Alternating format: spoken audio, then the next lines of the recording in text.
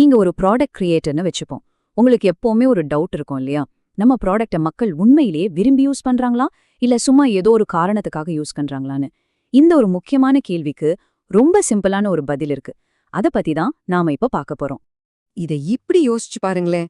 உங்க ப்ராடக்ட் மக்களோட வாழ்க்கையில ஒரு மஸ்ட் ஹேவா, அதாவது இது இல்லாம முடியாதுங்கிற லெவல்ல இருக்கா, இல்ல ஒரு நைஸ் டு ஹேவா, அதாவது சரி இருந்தா நல்லா இருக்கும் அப்படிங்கிற ஒரு ஆப்ஷனா மட்டும் இருக்கா? இந்த ரெண்டுக்கும் இருக்கிற வித்தியாசத்தை நம்ம புரிஞ்சுக்கிட்டாலே போதும். அதுதான் நம்ம வெற்றிக்கான முதல் படி. நம்ம கிட்ட யூசர் ஃபீட்பேக் இருக்கும், அனாலிட்டிக்ஸ் டேட்டா இருக்கும், இப்படி ஏகப்பட்ட விஷயங்கள் இருக்கும். ஆனா இந்த எல்லா குழப்பத்தையும் தாண்டி ஒரே ஒரு கேள்வி, ஜஸ்ட் ஒரே ஒரு கேள்வி இருக்கு. அது உங்க ப்ராடக்ட்டுக்கும் யூசருக்கும் மத்திய இருக்கிற அந்த எமோஷனல் கனெக்ஷனை, அதாவது அந்த உணர்வு பூர்வமான பிணைப்பை அப்படியே கிறிஸ்டல் கிளியரா காட்டிடும். சரி, அப்போ என்ன அந்த மேஜிக் கேள்வி? இதோ பார்க்கறதுக்கு ரொம்பவே சிம்பிளா இருக்கு இல்லையா? ஆனா ஒரு யூசரோட உண்மையான லாயல்ட்டிய, அதாவது அவங்க உங்க ப்ராடக்ட் மேல எவ்வளவு விசுவாசமா இருக்காங்கன்றத வெளிக்கொண்டு வர பவர் இந்த கேள்விக்கு இருக்கு.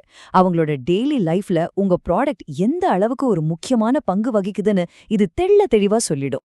டெக்னிக்கல் டேர்ம்ஸ்ல சொல்லணும்னா இதத்தான் ப்ராடக்ட் மார்க்கெட் ஃபிட் அல்லது ஷார்ட்டா PMFன்னு சொல்லுவாங்க. ரொம்ப சிம்பிளா ஒரு உதாரணத்தோட சொல்லணும்னா, உங்ககிட்ட ஒரு சாவி இருக்கு.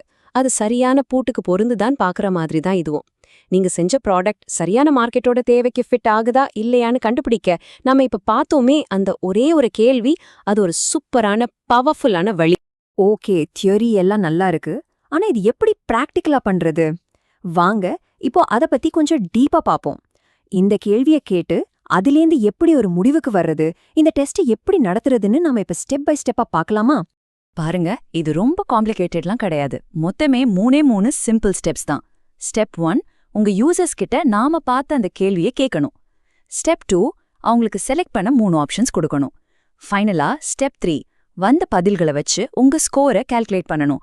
அவ்வளவுதான். அப்போ என்ன அந்த 3 ஆப்ஷன்ஸ்? இதோ பாருங்க. 1, மிகவும் ஏமாற்றமடைவேன்.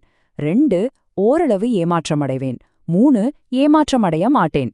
இதுல 2வது 3வது ஆப்ஷன்ஸை விட நம்மளோட முழு கவனமும் அந்த முதல் ஆப்ஷன் மேல தான் இருக்கணும். ஏன்னா அதை செலக்ட் பண்றவங்க தான் உங்க ப்ராடக்டோட டை ஹார்ட் ஃபேன்ஸ், உங்களுடைய உண்மையான சூப்பர் யூசர்ஸ். சரி, கால்குலேஷன் எப்படி? ஃபார்முலா ரொம்பவே ஸ்ட்ரெயிட் ஃபார்வர்ட். மிகவும் ஏமாற்றம் அடைவேன்னு சொன்னவங்களோட எண்ணிக்கையை எடுத்துக்கோங்க. அத சர்வேல பதில் சொன்ன மொத்த யூசர்ஸ் எண்ணிக்கையால டிவைட் பண்ணுங்க. வர்ற நம்பரை 100ஆல மல்டிப்ளை பண்ணா உங்களுக்கு ஒரு பெர்சன்டேஜ் கிடைக்கும். அவ்வளவுதாங்க. இந்த பெர்சன்டேஜ் தான் உங்க ப்ராடக்டோட எதிர்காலத்தையே தீர்மானிக்க போற ஒரு மேஜிக் நம்பர். ஓகே, இப்போ உங்க கையில ஒரு பெர்சன்டேஜ் இருக்கு. ஆனா அந்த நம்பரை வச்சு என்ன பண்றது? அதுக்கு என்ன அர்த்தம்? எந்த ஸ்கோர் வந்தா நம்ம சந்தோஷப்படலாம்? எது ஒரு வார்னிங் சிக்னல்? வெற்றிக்கும் தோல்விக்கும் நடுவுல இருக்கிற அந்த கோடு எதுன்னு நாம இப்ப தெரிஞ்சுக்கலாம் வாங்க. அந்த மேஜிக் நம்பர் 40%. ஆமாங்க, 40%. உங்க சர்வேல குறைஞ்சது 40% யூசர்ஸ் உங்க ப்ராடக்ட் இல்லனா மிகவும் ஏமாற்றம் அடையவேன்னு சொல்லிட்டாங்கன்னா, கங்க்ராச்சுலேஷன்ஸ், நீங்க ஒரு வலுவான ப்ராடக்ட் மார்க்கெட் ஃபிட்டை அடைஞ்சிட்டீங்கன்னு அர்த்தம். இது உண்மையிலேயே ஒரு பெரிய மைல்ஸ்டோன். இந்த சார்ட் இதை இன்னும் தெளிவா நமக்கு விளக்கும் பாருங்க. உங்க ஸ்கோர் 25%க்கும் கம்மியா இருந்தா உங்க PMF ரொம்ப வீக்கா இருக்கு, நிறைய வேலை பார்க்க வேண்டியிருக்குன்னு அர்த்தம். அதுவே 25ல இருந்து 39% வரைக்கும் இருந்தா பரவாயில்ல, நீங்க சரியான பாதையில தான் போயிட்டு இருக்கீங்க, இன்னும் கொஞ்சம் முயற்சி தேவை. ஆனா எப்போ உங்க ஸ்கோர் 40% தாண்டுதோ அப்போ நீங்க மார்க்கெட்ல ஒரு ரொம்பவே ஸ்ட்ராங்கான இடத்துல இருக்கீங்கன்னு அர்த்தம். இந்த 40% ஸ்கோரை வாங்குறது ரொம்ப பெரிய விஷயம் தான். ஆனா அதோட நம்ம வேலை முடிஞ்சிருச்சுன்னு அர்த்தம் கிடையாது. சொல்லப்போனா நம்மளோட உண்மையான வேலை இப்பதான் ஆரம்பிக்குது. இந்த நம்பர் ஒரு டாக்டர் கொடுக்கிற ரிப்போர்ட் மாதிரி, ஒரு டயக்னோஸ்டிக் டூல், அவ்வளவுதான். சோ இங்க முக்கியமான பாயிண்ட் என்னன்னா, இந்த டேட்டாவை சும்மா பார்த்துட்டு அப்படியே விட்டுறதில்ல. அதை வச்சு நாம அடுத்து என்ன ஆக்ஷன் எடுக்கிறோங்கிறது தான் முக்கியம். முதல்ல உங்க ப்ராடக்ட ஏன் அந்த 40% யூசர்ஸ் அவ்ளோ விரும்புறாங்க, என்ன காரணம்னு ஆழமா அனலைஸ் பண்ணுங்க. 2வது, மத்த யூசர்ஸையும் எப்படி இந்த மிகவும் ஏமாற்றம் அடைவேன் கேட்டகரிக்குள்ள கொண்டு வர்றதுன்னு யோசிச்சு இம்ப்ரூவ்மெண்ட்ஸ் பண்ணுங்க. கடைசியா ரெகுலரா அந்த சர்வேயை நடத்தி உங்க ப்ராக்ரஸை ட்ராக் பண்ணிக்கிட்டே இருங்க. ஆக மொத்தம் இந்த 40% டெஸ்ட்ங்கிறது ஒரு காம்பஸ் மாதிரி தாங்க. நீங்க போற பாதை சரியா தப்பான் அது உங்களுக்கு வழிகாட்டும்.